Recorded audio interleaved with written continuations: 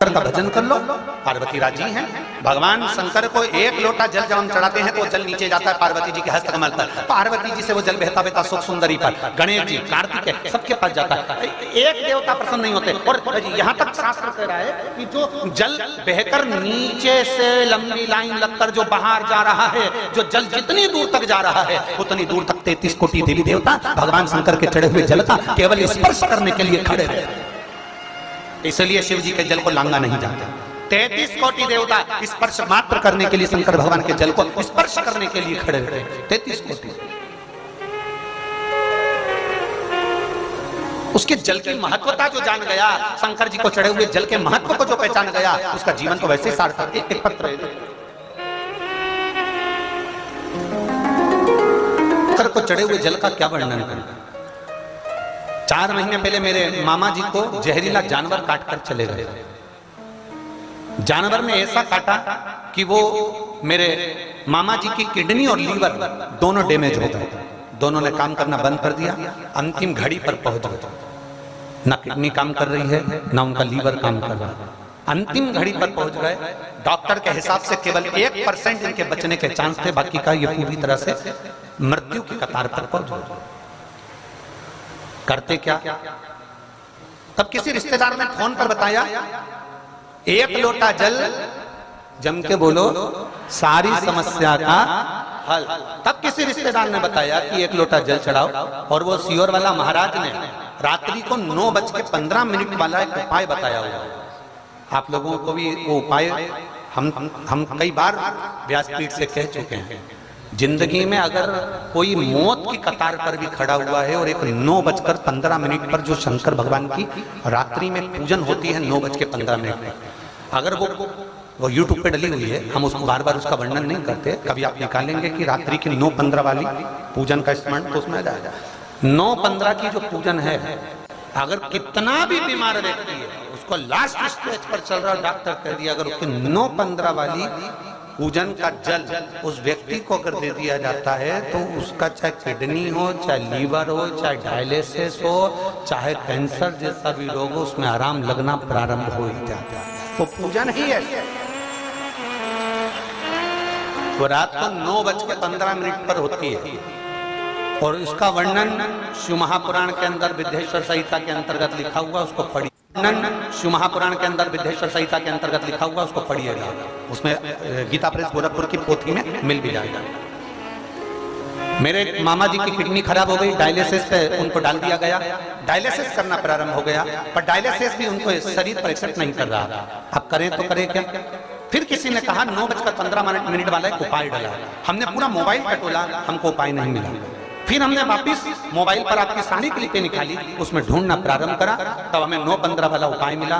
परिवार के एक व्यक्ति को हमने सीहोर भेजा, वहां से रुद्राक्ष मंगवाया, कंकर शंकर बुलवाया और वहां जाकर प्रणाम कर कंकर शंकर लाकर रुद्राक्ष को जल में गलाकर उनको देना चालू करा। 9:15 आंवले के वृक्ष का पूजन हमने प्रारंभ कर दिया और अशोक सुंदरी को वो जल चढ़ाने वाला जो उपाय था उसको करा। हमने वो जल हमारे मामा जी को देना प्रारंभ करा।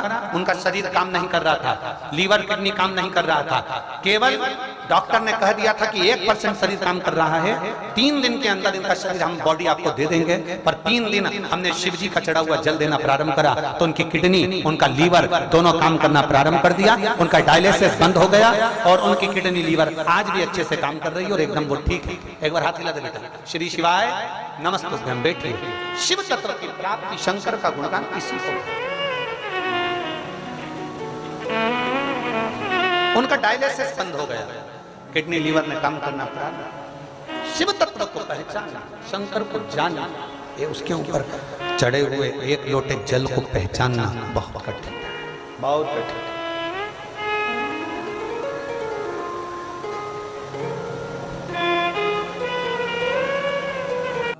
इतना विचित्र है। शास्त्र कहता है पुरुष को ओम नमः शिवाय बोलना चाहिए, नारी को नमः शिवाय ओम बोलना चाहिए। कभी भी स्त्री ओम नमः शिवाय का जाप करती है तो ओम से प्रारंभ नहीं करती। याद रखना। कहां से प्रारंभ करेगी? नमः शिवाय, ओम नमः शिवाय।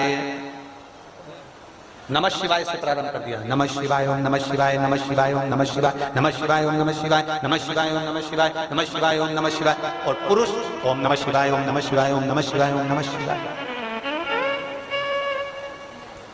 अब कोई कोई भ्रम में पड़ गया, किसी की चित्तवृत्ति में आ गया। हाँ हम ओम नमः शिवाय बोलते थे, हमने इतने साल जाप करा, उसका फल क्या?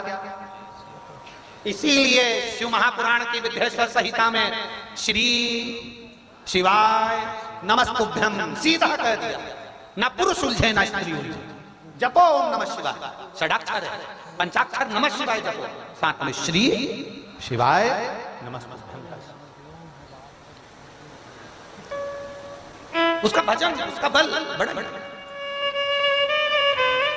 हमें नहीं आती पूजन, हमें नहीं आती आराधना, हम नहीं जानते शंकर भगवान को जल कैसे चढ़ता है, हम नहीं जानते बेलपत्री कैसे चढ़ती है, हम कुछ भी नहीं जानते, हम तो अनभिज्ञ हैं, हमें कुछ नहीं आता। जब आपको कुछ भी नहीं आता तो कोई हाथी को, कोई मोर को, कोई मृग को, कोई हिरण को, कोई शेर को, कोई जानवर को भगवान का पूजन करना आता है क्या? जम के बोलो जरा। परंतु नहीं आता, उसके बाद भी शंकर भगवान का नाम है पशुपति नाथ। पशुपति नाथ इसलिए है क्योंकि पशु कैसे भी भगवान का उसके दरवाजे के सामने से भी निकल जाए तो भी वो कल्याण कर देता है।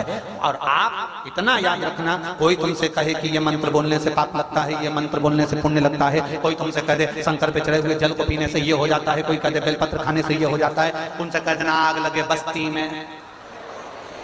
हम तुमसे पूछने आए थे कि क्या करने से क्या हो जाता है। मैं चाहे ये करूं, मैं चाहे वो करूं, मेरी